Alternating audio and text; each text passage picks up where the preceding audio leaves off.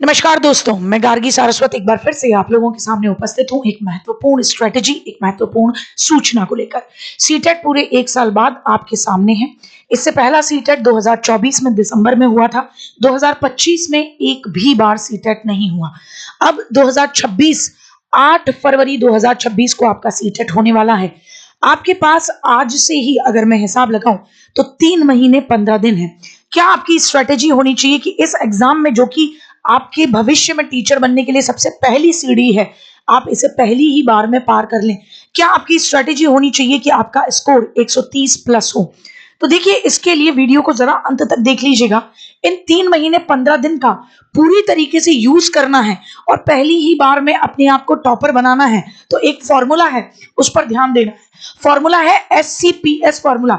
ये फॉर्मूला आजमाया हुआ फॉर्मूला है, दुनिया के किसी भी एग्जाम को क्रैक करने का फॉर्मूला। SCPS formula.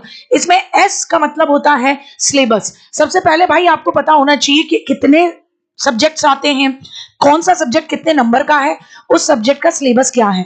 ये सबसे पहली चीज पता होनी चाहिए। जिसको ये पता हो गया कि भाई ये मेरे सिलेबस का है और ये मेरे सिलेबस का नहीं है, तो उसके लिए आधी जंग जीत लेना बहुत आसान होगा।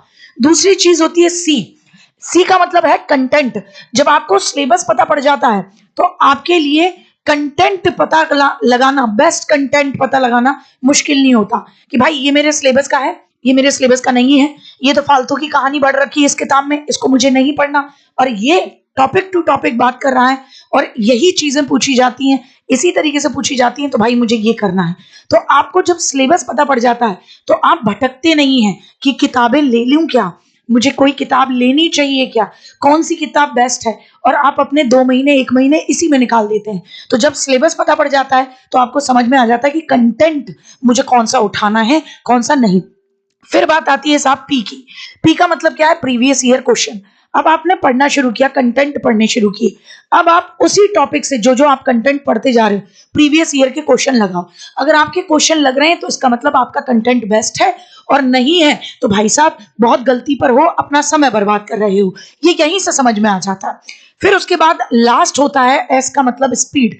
स्पीड का मतलब जब आप बढ़िया तरीके से प्रीवियस ईयर के क्वेश्चंस को लगाने लग जाएं तो आपको एक ही चीज करनी है, और वो ये देखना है कि आप एग्जाम टाइम में अपनी स्पीड मेंटेन कर पाएंगे या नहीं कर पाते हैं। तो आपको ये पता होना चाहिए कि आपको किस तरीके से अपनी स्पीड मेंटेन करनी है, और उसके लिए ये एक बहुत बड़ी जरूरत होती है कि आप ये बात को समझें कि आप पहले से मोक लगा के बैठे हो और उसी स्पीड में आप काम को कर रहे हो। तो ये एस